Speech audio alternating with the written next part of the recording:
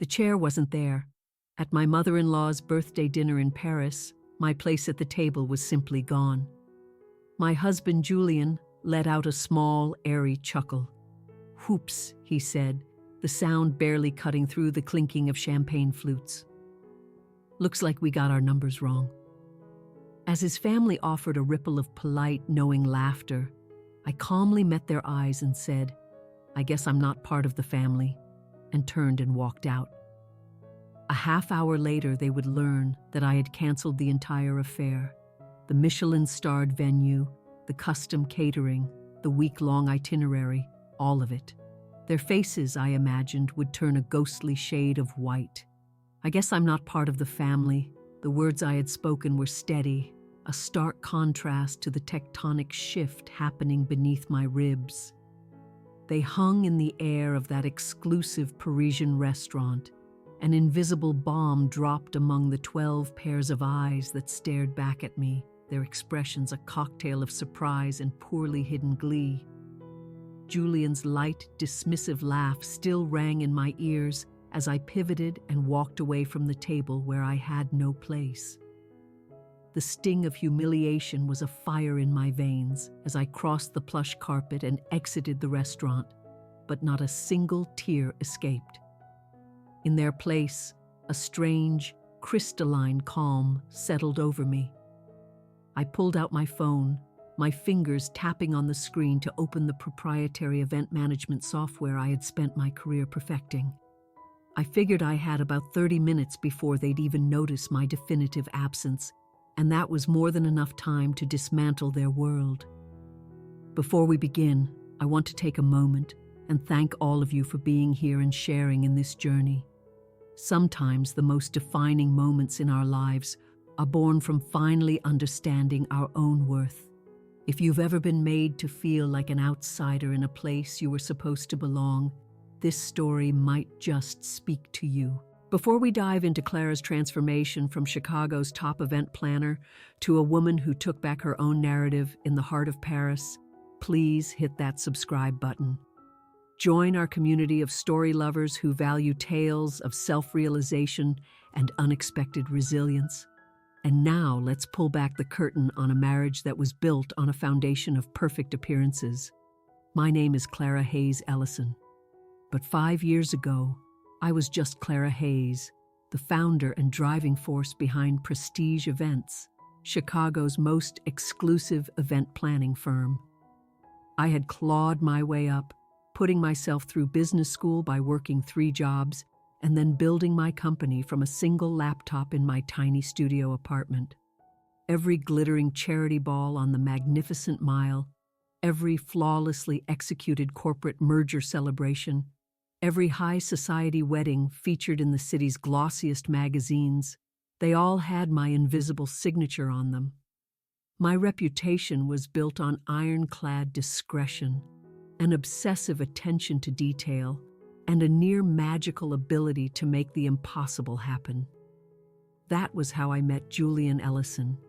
It was at a massive fundraising gala I was organizing for the Children's Memorial Hospital. He was tall, with that kind of effortlessly perfect dark hair and a smile that made the corners of his eyes crinkle just so. He carried himself with the easy, unshakable confidence of a man who had never once had to check his bank balance. He had that smooth, practiced charm common among men born into dynastic wealth, but there was a flicker of something genuine in the way he looked at my work. "So, you're the sorceress behind all this?" he'd asked, his hand gesturing broadly at the grand ballroom of the Drake Hotel, which I had transformed into a celestial wonderland. My mother has been agonizing over who to hire for her foundation's annual dinner next month. I think I just found her. One event for the Ellisons led to another, and soon, Prestige Events was the family's unofficial planner. The Ellisons were Chicago royalty, their old money dating back to the city's industrial boom, to steel and railroads. They possessed that specific kind of wealth that didn't need to shout. It whispered in the subtle cut of their clothes, the quiet confidence with which they moved through the world, and the assumption that their desires were commands. Our romance began about 6 months after I started working with his family. Julian pursued me with the same single-minded focus he applied to his role at the family's powerful investment firm. There were warning signs, of course. Little red flags I chose to ignore. The way his mother, Catherine, would look at me with a polite but chilling disapproval when Julian first introduced me as his girlfriend, not just his planner. The offhand comments from their friends about my scrappy background. The audible surprise in people's voices when they found out a self-made woman was dating an Ellison. "You've done so well for yourself, dear," Catherine had remarked during our first dinner as a couple, her smile a perfect icy curve that never reached her eyes. Self-made success is so American. I brushed these slights aside, convincing myself they were minor cultural differences. I was falling in love with Julian, and he seemed so different from the rest of them. He appeared more progressive, less obsessed with bloodlines and social standing. So when he proposed, a little less than a year after our first date, I said yes, silencing the nagging voice in my gut that warned I was stepping into a gilded cage, a world that would never truly see me as one of its own. The wedding, naturally, was the social event of the Chicago season. I ended up planning most of it myself because I couldn't bear to hand over the reins of my own wedding to another planner, and frankly, no one else could meet my standards. Catherine had an opinion on everything, a constant stream of critiques disguised as suggestions. The venue wasn't historic enough. The menu was too modern. The guest list was missing several key figures from the city's old guard. I bent where I could, stood my ground on the things that mattered most to me, and tried to believe it was just a mother struggling to let go. Julian played the part of the peacemaker, but I began to notice that he never, ever directly opposed his mother. After we were married, the undermining became a more subtle, systematic campaign. Even though they continued to hire prestige events for their functions, the Ellisons constantly second-guessed my professional choices, made chaotic last-minute changes, and then shamelessly took credit for my successful ideas in front of their friends. At family gatherings, my thoughts on politics or art would be solicited with a show of interest, only to be dismissed with a condescending pat on the hand. My career, the business I had bled for, was reframed as a charming little hobby. "Clara has such a wonderful eye for these things," Catherine would say to her circle of friends, her tone dripping with false sweetness. "It's almost like having a personal party decorator in the family." Julian never defended me, not once. He would just shrug it off later in the privacy of our brownstone. "That's just Mom being Mom," he'd say. "You can't take it so personally." But it was deeply personal, and it only intensified as the years went on. The chance to plan Catherine's 75th birthday celebration in Paris should have been the pinnacle of my career, a testament to my success. It was to be a week-long extravaganza in the City of Light, with a grand finale dinner at a Michelin-starred restaurant overlooking a glittering Eiffel Tower. I dove into the project with everything I had, calling in favors and leveraging every high-level contact I'd cultivated over a decade in the industry. It was during this intense planning phase that I first glimpsed the cracks in the Ellison family's gilded facade. The initial deposits for the Parisian venues were inexplicably delayed. High-end vendors I had worked with for years started calling my office, politely inquiring about overdue payments. When I brought it up with Julian, he was dismissive, blaming the family's accountant for being overly cautious with international wire transfers. But then I saw the bank statements he had accidentally left open on his study laptop. Risky investments that had soured properties mortgaged to their absolute limit, massive lines of credit completely maxed out. The great Ellison fortune was not just dwindling, it was in a nosedive. Still, I pushed forward, using my own company's line of credit to secure the non-negotiable deposits. I told myself it was just a temporary cash flow issue, that Julian would explain everything after we got through his mother's birthday. Then came the morning of our flight to Paris. Julian was in the shower when his phone, lying on the bedside table, pinged with a text. I had never in 5 years of marriage looked at his phone. I prided myself on respecting his privacy as I demanded he respect mine. But some dark, gut-level instinct made me glance over. The message preview was from a name I recognized, Isabel. Can't wait for our new chapter in Paris. Has he told her yet?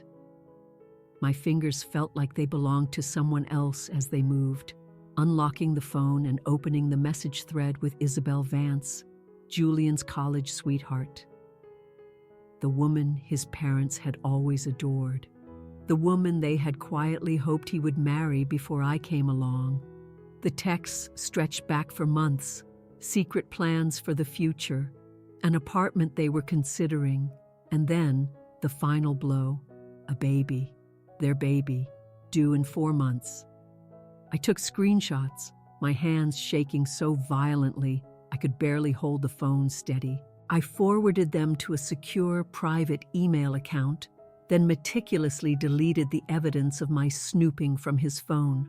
I packed my bags, painted a serene smile on my face, and boarded the private jet to Paris with my husband and his family. Standing now outside that breathtaking restaurant in Paris, I knew I had made the right choice. I wouldn't confront him before dinner. I would let their little drama play out. And when the curtain fell, I would be the one in the director's chair. Our jet landed at Le Bourget just as a spectacular Parisian sunset bled across the skyline in shades of pink and gold. I had, of course, arranged for a fleet of private cars for the entire Ellison clan, Julian's parents, Catherine and Robert, his sister Rebecca with her husband Grant, his brother Mark with his wife Claire, and 2 pairs of aunts and uncles. The convoy of immaculate black Mercedes sedans waiting on the tarmac should have been impressive. Instead, Catherine's first words as she stepped onto French soil were, "I believe I specified the hotel's own cars, Clara. These feel rather generic." I bit back the sharp retort that was on the tip of my tongue, a reflex I had perfected over the past 5 years. "The hotel had a scheduling conflict, Catherine," I explained smoothly. "These are actually from a top-tier service that caters to most of the diplomatic corps in Paris." My explanation was lost on her. She was already deep in a hushed, conspiratorial conversation with Robert, their heads bent together in that familiar way that always signaled my exclusion. The Hotel Le Bristol welcomed us with the flawless 5-star service I had painstakingly orchestrated. Champagne was poured in a private check-in lounge, while an army of bellhops silently whisked away their mountain of luggage. I had spent months securing the most desirable suites, ensuring the best views, arranging bespoke welcome baskets filled with delicacies from La Grande Épicerie, and creating personalized itineraries for each member of the family. Catherine barely even glanced at the embossed, leather-bound schedule I handed her before setting it aside on a marble table. "We'll just play it by ear, darling," she announced, waving a dismissive hand over weeks of my meticulous work. "The family knows its way around Paris, after all." Our suite was a symphony of Parisian elegance, with a private terrace that looked out over the hotel's famous garden, enormous bouquets of fresh flowers in every room, and a bottle of Julian's favorite vintage Bordeaux decanting on a polished sideboard. But the moment the door closed behind us, Julian's phone buzzed. He immediately stepped out onto the terrace, his voice a low, secretive murmur. "Work?" I asked when he came back inside, my tone carefully neutral. "Just some fires to put out with the portfolio," he replied, his eyes avoiding mine. "Come on, let's get ready for dinner." The welcome dinner I had planned at a famously chic trattoria in Saint-Germain became the first overt act of the freeze-out. By the time we arrived, the seating arrangement had been mysteriously shuffled, and I found myself relegated to the far end of the long table, stranded between an elderly aunt and a cousin, while Julian was seated squarely between his mother and sister. For 2 hours, I listened to a relentless stream of inside jokes and fondly recounted stories from previous family trips to Europe, trips from which I had always been excluded. When I made an attempt to join a conversation about the week's agenda, Rebecca cut me off mid-sentence. "Oh, Clara, we've actually decided to do a bit of family shopping tomorrow instead of the Louvre tour you planned." "Family shopping?" I asked, my smile feeling tight on my face. "You know," Catherine interjected, her voice smooth as silk, "just a few of our old traditions. You'd be dreadfully bored, dear. Why don't you use the time to double-check all the birthday arrangements? That's your area of expertise, after all." The message was clear: stay in your lane. This pattern of exclusion became the theme of the next few days. I would wake up to find Julian already gone, a hastily scribbled note on the pillow about an early breakfast meeting with his father. The family would then vanish for hours on what they called impromptu excursions, which, strangely, everyone but me seemed to know about in advance. Whispered conversations in the hotel lobby would cease the moment I approached. Dinner reservations I had made months ago would be mysteriously altered to accommodate old family friends who just happened to be in Paris, friends who would look at me with a mixture of pity and morbid curiosity, as if sizing me up before the execution. My opportunity came on the third morning.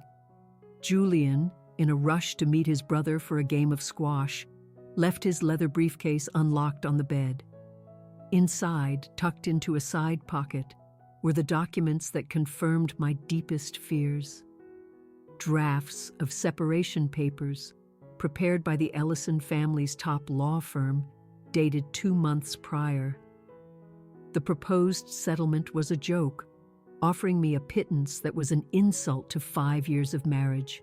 But the most damning, most chilling discovery was a script. An actual typed-out script outlining point by point how Julian was to announce our impending divorce at Catherine's birthday dinner, framing it as a mutual and amicable decision. My hands trembled as I took out my phone and photographed every single page. There it was, in cold, hard black and white, the perfectly stage-managed dismissal of the unsuitable wife, timed for maximum public impact for them, yet designed to cause minimum social embarrassment for the Ellison name. Catherine's birthday wasn't a celebration. It was my public hanging. Instead of confronting him, I channeled my cold fury into a methodical, quiet mission. Each day, I made excuses to slip back to our suite alone, searching for more pieces of the puzzle. I found bank statements detailing huge withdrawals to untraceable offshore accounts. I found printed out emails discussing the strategic liquidation of assets before the situation with Clara becomes public. And I found a handwritten note from Catherine to Julian. "Once this unpleasantness is behind us, Isabel will be welcomed back into the family properly." All the while, my professional mask remained perfectly intact. I continued to flawlessly manage the final preparations for the birthday party. I met with the florist to confirm the exact shade of the roses. I had a final consultation with the chef at Le Jules Verne. I approved the custom-printed menu cards, all while gathering a digital arsenal of the Ellisons' impending financial and moral collapse. When a family member would ask why I seemed so distracted, I'd blame it on last-minute event logistics. In truth, I was building my case. The morning of Catherine's 75th birthday arrived, bright and clear. I slipped out of bed before dawn, leaving Julian sleeping soundly.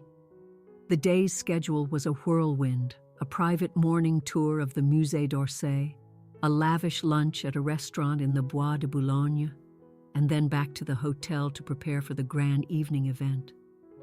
As the planner, I had a legitimate reason to arrive at the restaurant early to oversee the final setup. I was in the hotel's business center, printing out final confirmations, when I heard Catherine's sharp, imperious voice from the adjacent concierge lounge. The wall was thin, and her tone carried with perfect clarity.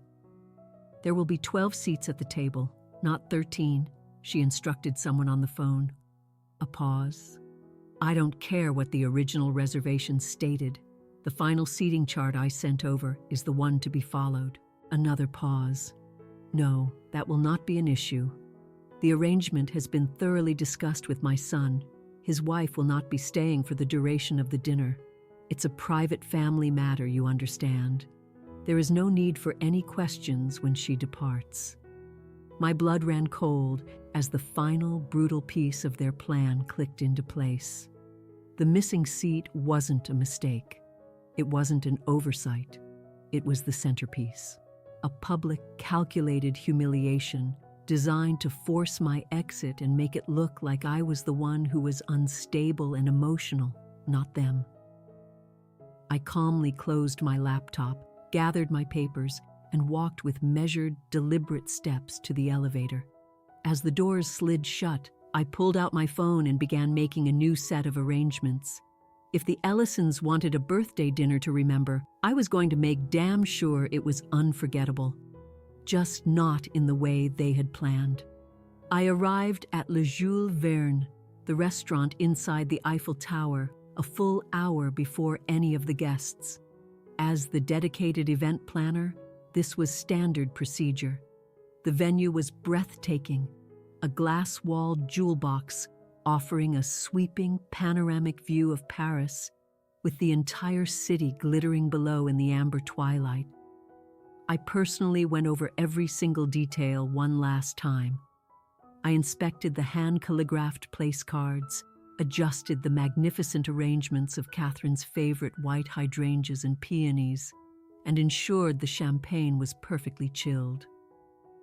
The 7-course tasting menu was confirmed, and the 3-tiered birthday cake, a confectionery masterpiece from a famed Parisian pâtissier, was waiting in the wings. "Is everything to your satisfaction, Madame Ellison?" asked Jean-Pierre, the maitre d'. "Perfect, Jean-Pierre." "Absolutely perfect," I replied, a cold certainty settling in my heart. I knew this would be the last event I ever planned for the Ellison family. Despite the bile rising in my throat, my professional pride demanded nothing less than absolute excellence. I returned to the hotel to change into the midnight blue Dior gown I had bought for the occasion. As I applied my makeup with hands that were now as steady as a surgeon's, I stared at my reflection in the mirror. 5 years of contorting myself to fit into a world that was engineered to reject me had taken a toll, but not in the way the Ellisons imagined. They thought they had worn me down, but they had only hardened me into steel. The Ellison family had arranged to gather in the hotel's opulent lobby before leaving for the restaurant together. I descended in the elevator and arrived at the exact appointed time, finding them all assembled.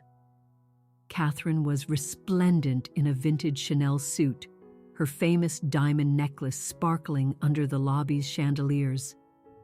Julian's eyes widened almost imperceptibly when he saw me, a flicker of something in his expression, perhaps a ghost of the desire that had first drawn him to me, or more likely, a quick calculation of how much longer he had to endure my presence. "Clara, darling, you look lovely," Catherine said, her lips brushing the air an inch from my cheek. "We're just waiting for the cars." The short drive to the restaurant was a blur of strained, artificial chatter about the day's activities, from which I had been pointedly excluded. As we ascended in the private elevator to the restaurant level, Julian placed a proprietary hand on the small of my back. It was a gesture that had once felt intimate and protective, but now it felt hollow and performative, a show for the benefit of the elevator operator. The doors opened to reveal the spectacular terrace I had so carefully designed, now transformed into an impossibly elegant dining space under the Parisian sky. The Eiffel Tower's iron lattice framed the view, a monument to both human ambition and the inevitable decay of empires. How fitting. Catherine swept in first, greeted by the enthusiastic applause of the assembled family members. One by one, they all moved toward the large, round table I had specified in my plans, a table that was meant to seat 13 people. I followed just behind Julian, who strode purposefully toward his assigned seat, right next to his mother. I walked to the spot where my place card should have been, between Julian and his uncle, only to find an empty space. No chair, no place setting, no acknowledgement that I was even there. For a long, deliberate moment, I stood frozen, the perfect picture of confusion and hurt. Around me, conversation sputtered back to life as everyone settled in, their eyes studiously avoiding mine. The waitstaff, who had confirmed the full seating plan with me just hours before, looked deeply uncomfortable but remained silent, clearly under strict orders. "Is something the matter?" Catherine asked, her voice laced with a false, saccharine innocence, pitched just loud enough for everyone to hear. "There seems to have been a mistake," I said, my own voice surprisingly calm and clear. "My place setting is missing." The meticulously rehearsed scene then played out exactly as I knew it would. Furrowed brows, anxious, exchanged glances. Julian half rose from his chair in a pantomime of concern that was utterly devoid of genuine feeling. "How strange," Rebecca chimed in, craning her neck to inspect the table. "Did someone miscount?" Robert, my father-in-law, cleared his throat. Perhaps it was a simple miscommunication with the restaurant staff. And then came Julian's line, delivered with a practiced, almost bored casualness that made my skin crawl. He chuckled. He actually chuckled. "Whoops," he said with a shrug. "Guess we miscounted." The family laughed. It wasn't a loud, boisterous laugh. That would have been too crude, too obvious. It was a gentle, polite tittering, the soft, exclusive amusement of people sharing a private joke at someone else's expense. In that one crystallizing moment, I saw their entire strategy with horrifying clarity. The calculated public humiliation. The choice of a high-profile setting to ensure I wouldn't make a scene. It was all groundwork for the narrative they would later spin to their friends. The story of poor, unstable Clara, who just couldn't handle the pressures of being an Ellison. My gaze traveled slowly around the table, taking in each face, memorizing it. Catherine, looking triumphant behind her perfect birthday smile. Robert, visibly uncomfortable but utterly complicit. Rebecca and Mark, clearly enjoying the show. Their spouses, who had just enough decency to look vaguely ashamed, but not enough courage to object. And finally, Julian, my husband, the man who had once sworn to love and protect me, now watching me with a detached clinical curiosity, like a scientist observing a specimen in a petri dish. I could have screamed. I could have demanded a chair be brought. I could have exposed their entire sordid plan right there, in front of the horrified waitstaff and other diners, creating the kind of messy, public spectacle that would be whispered about in their social circles for decades. That was what they were expecting, It was what they had prepared for. Catherine would then get to play the role of the comforting mother, consoling her son over his volatile, embarrassing wife, and their pre-written divorce narrative would be set in stone. Instead, I straightened my shoulders, lifted my chin, and delivered the 4 simple words that would detonate their world. "Seems I'm not family." The smiles around the table faltered. Julian's expression shifted instantly from smug self-satisfaction to a flicker of uncertainty. I had just gone off script. "I'll see myself out," I added, turning my back on them with all the dignity they had tried to strip from me. "Clara, don't be so dramatic," Julian called after me, another one of their rehearsed lines. "We can fix this." I didn't bother to respond. I walked with my head held high through the restaurant, offering a polite nod to the staff who had been forced to witness my debasement. In the elevator on the way down, I finally allowed myself one deep, shuddering breath, then another.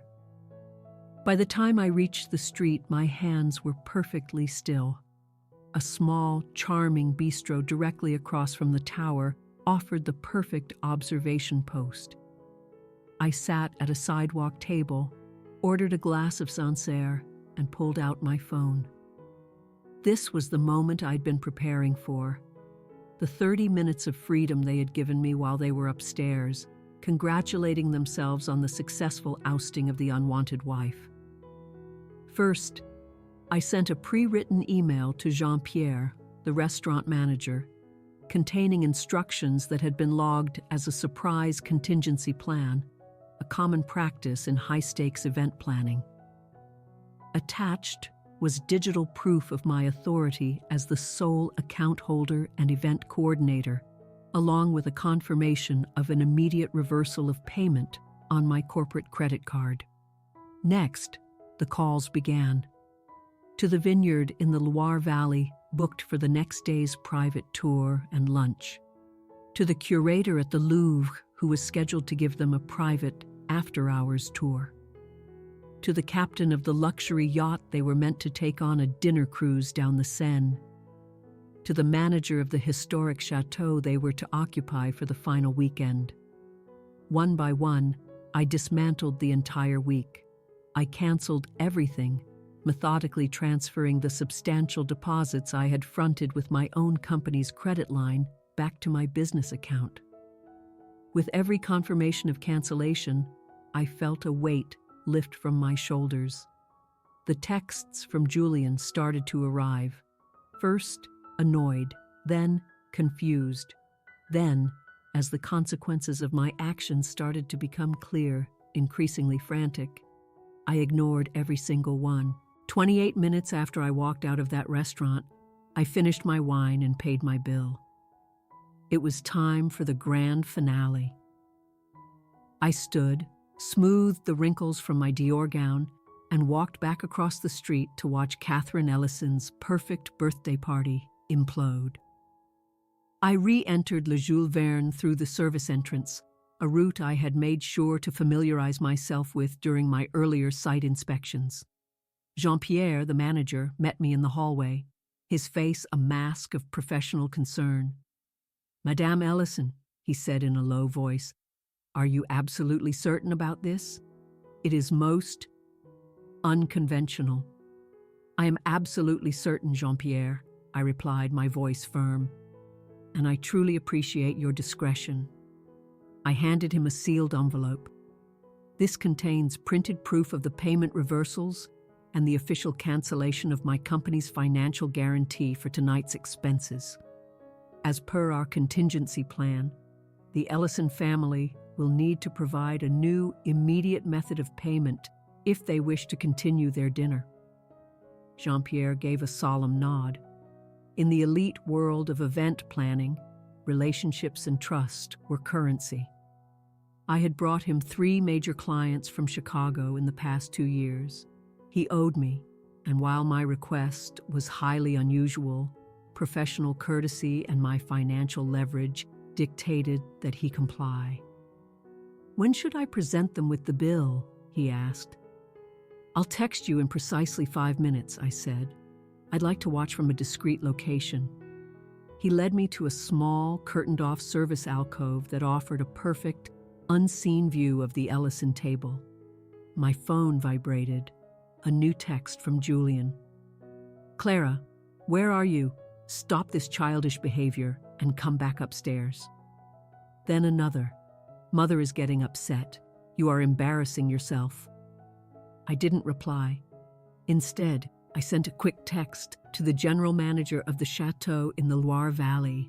He confirmed the cancellation and added that the substantial gratuity I had prepaid for his staff would be refunded directly to my business account. My phone buzzed again, a rapid-fire succession of texts from Julian, his tone shifting from anger to panic. The hotel just called. They said our entire block of suites has been canceled for the rest of the week. What are you doing? Clara, this is not a joke. Call me this instant. Fix this now. I took a slow sip of water and texted Jean-Pierre a single word. Proceed. From my hidden perch, I watched as he approached the table, flanked by 2 senior staff members. He leaned down and spoke quietly to Robert, who was seated at the head of the table opposite Catherine. At first, the family paid little attention, continuing with their main course. But I saw Robert's expression morph from polite curiosity to confusion, and then to outright alarm. He pulled out his wallet and began speaking more animatedly, gesturing toward Jean-Pierre, who simply shook his head apologetically and showed him something on a tablet, likely the now astronomical bill. By this point, the entire table had fallen silent. Catherine had set down her fork, her regal posture stiffening with tension. Julian was staring at his phone, his face ashen, presumably reading my latest text. It read, "All deposits have been reversed to my corporate account. All travel and leisure arrangements for the week have been canceled. Your family's private financial troubles are about to become very, very public. Enjoy the caviar." The scene descended into a beautifully orchestrated symphony of chaos. Robert stood up, his face flushed a deep, mottled red with either fury or humiliation, or perhaps both.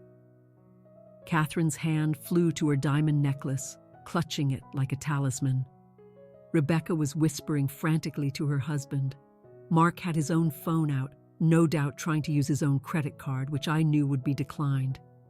And Julian just sat there, frozen, his face completely drained of color. He, unlike the others, understood the full, devastating scope of what was happening. He knew what I had discovered about their finances. He knew the social annihilation that would follow if word got out that the great Ellisons couldn't cover a dinner bill, let alone sustain their extravagant lifestyle. My phone rang. It was Julian. I declined the call. I watched him stand so abruptly he nearly knocked his chair over, striding away from the table to try calling me again. This time, I answered. "Clara," he hissed, his voice a venomous cocktail of rage and sheer panic. "What in the hell do you think you're doing?" I kept my voice level and cool. "Seems I'm not family. Therefore, I'm not responsible for family celebrations. You need to fix this, right now. Do you have any idea how mortifying this is for my mother? For all of us?" "I have a very precise idea, Julian," I said. That was rather the point. "Where are you?" His voice cracked, raw desperation seeping through. "We need to talk. I can explain everything. About Isabel, all of it. I'm sure you have a perfectly crafted explanation. The problem is, I've already seen the financial statements, Julian. I've seen the emails about hiding assets offshore before filing for divorce." A sharp, choked intake of breath on his end of the line was all the confirmation I needed. He had underestimated me at every turn. "Those were private documents," he stammered. "Yes, they were. Just like the text messages from Isabel about your baby, just like the script for announcing our divorce at your mother's birthday dinner, just like the seating arrangement that deliberately erased me. Complete silence on the line. Across the restaurant, I could see Jean-Pierre now addressing the entire table. Other diners were starting to stare, their curiosity piqued by the unfolding drama. The Ellisons' private humiliation was becoming a public spectacle, the very thing they had designed for me. Clara, please. Julian's voice was stripped of all its aristocratic bravado, leaving only the pathetic sound of a cornered man. You don't understand what this will do to us. Oh, I understand perfectly, I said. That's why I did it. We can work this out.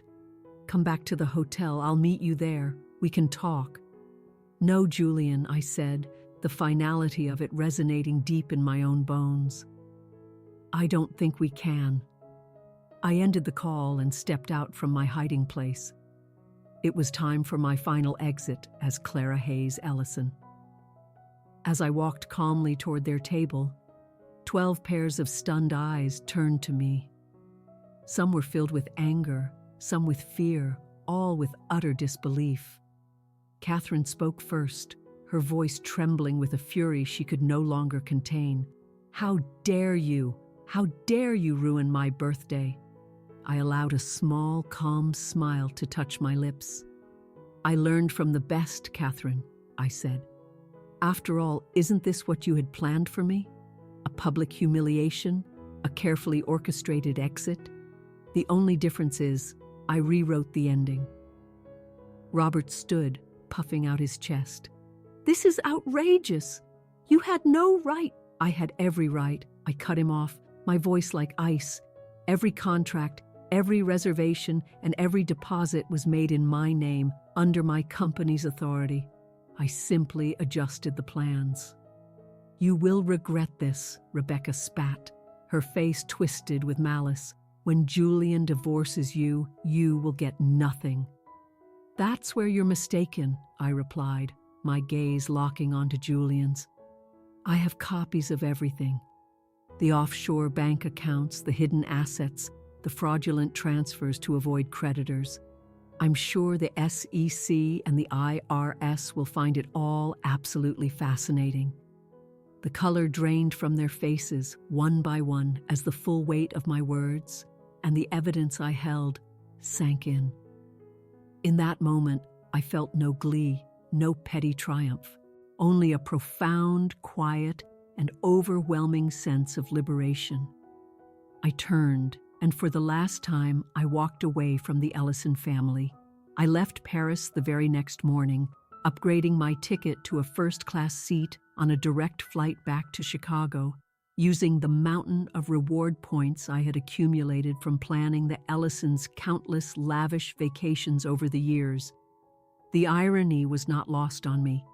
Behind me, I left a family in full-blown crisis, their meticulously curated image shattering in real time. I later learned from my contacts at the hotel that the Ellisons had been forced to settle their astronomical dinner bill by leaving Catherine's vintage Cartier watch as collateral until a wire transfer could be arranged.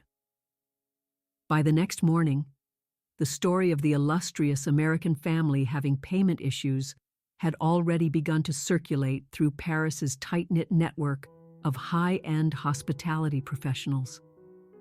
The few remaining vendors I hadn't personally canceled began demanding full payment up front, refusing to accept the Ellison name as a guarantee. My phone was a constant barrage of messages. Some were threatening, others were pleading. I read them dispassionately during my layover, sipping tea in the airline's executive lounge. From Robert, "This is actionable. Our attorneys will be in contact." From Rebecca, "You have just made the biggest mistake of your pathetic life." From Mark, "Did you really think you could humiliate our family and get away with it?"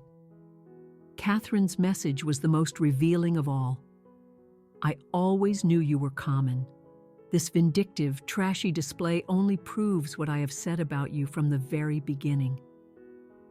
But it was the evolving series of messages from Julian that painted the truest picture of a dynasty in freefall. First, you have no idea of the damage you've done. My father had a minor heart episode last night. Is that what you wanted? Then, the Vanderbilts and the Astors were at the table next to us. They saw everything. Do you know what this does to our standing? Later, the hotel is demanding payment for the entire week up front. They're threatening to involve the authorities. And finally, a simple, desperate, "Please, Clara, I need to talk to you. This is about more than just us now." I didn't respond to a single one. Instead, I forwarded the entire file of financial documents I had collected to my divorce attorney, with strict instructions to hold them in a secure digital vault unless needed. If the Ellisons wanted to play hardball, I was more than prepared. When I landed in Chicago, I went straight to my office, not our shared brownstone. The first thing I did was hire a moving company to pack only my personal belongings. I was surgical in my instructions. I took only what was unequivocally mine: the clothes and jewelry I had purchased with my own money, my collection of first edition novels, and the art I had acquired long before I had ever heard the Ellison name. Everything else, from the extravagant wedding gifts to the jointly purchased furniture, I left behind. I wanted nothing that could tie me to their web of lies. 2 days later, the Chicago Tribune's Society column published a small but devastating item. Ellison Investment Group, a cornerstone of Chicago's financial landscape, is rumored to be facing scrutiny from federal regulators amid whispers of financial irregularities and investor concerns. It wasn't front-page news, but in the cloistered world of Chicago's elite, it was a bombshell. Julian showed up at my new apartment, a sleek rental overlooking Lake Michigan, unannounced, exactly 1 week after I returned from Paris. He looked awful. The polished, privileged veneer had been stripped away, replaced by a raw, haggard desperation. "You need to come home," he said the moment I opened the door. "This has gone on long enough." "This isn't a negotiation, Julian," I said calmly. "This is a divorce." He pushed past me into the apartment, his hands raking through his usually perfect hair. "The SEC has opened a formal investigation into my father's accounts.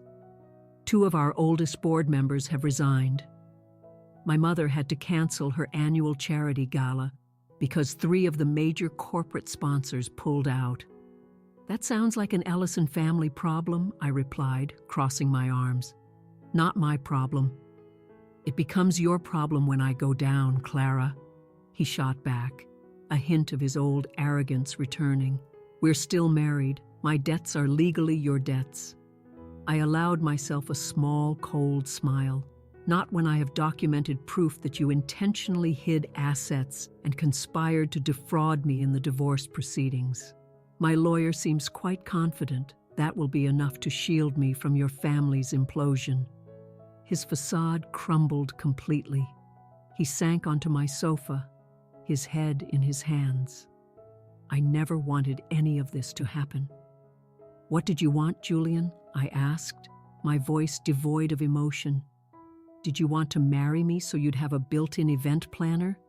To use me to manage your family's social life while you were rekindling things with Isabel? To just throw me away when I was no longer convenient?" It wasn't like that. "Not at the beginning," he said, his voice quiet. "I did love you, but you didn't love me enough to stand up to your mother. You didn't love me enough to be honest about having an affair and a child on the way." I sat in the chair across from him, feeling a strange, detached peace. "When is the baby due?" His head snapped up, his eyes wide with shock. "How did you—" "4 months from now, according to the texts I saw." Congratulations. A heavy, suffocating silence filled the room. Outside, a gentle rain began to fall, tapping against the windows of my new home.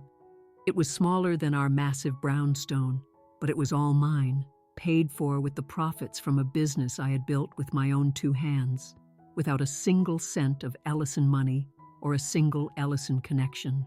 "I'll give you whatever you want," Julian finally whispered, his voice hoarse. "Just give me the documents and sign an NDA. Name your price." That was the moment I knew for certain that they still didn't get it. After 5 years, they still saw me as someone who could be bought, someone whose motivations were as shallow and transactional as their own. "I don't want your money, Julian," I said, standing up to signal that our conversation was over. "I want my freedom. I want the truth to be my shield. The documents stay with my lawyer as my insurance policy. The divorce terms are simple. I walk away with what is mine, and you are left with what is yours." "And Isabel? The baby?" he asked, his voice barely a whisper. "That's between you and whatever's left of your conscience," I said, walking to the door and opening it for him. "I hope you managed to be a better husband to her than you were to me." After he was gone, I stood at the window for a long time, watching the rain wash the city clean. The scandal unraveled just as I had predicted. The Tribune ran a more extensive piece on the Ellison Investment Group's collapse. Longtime clients fled in droves.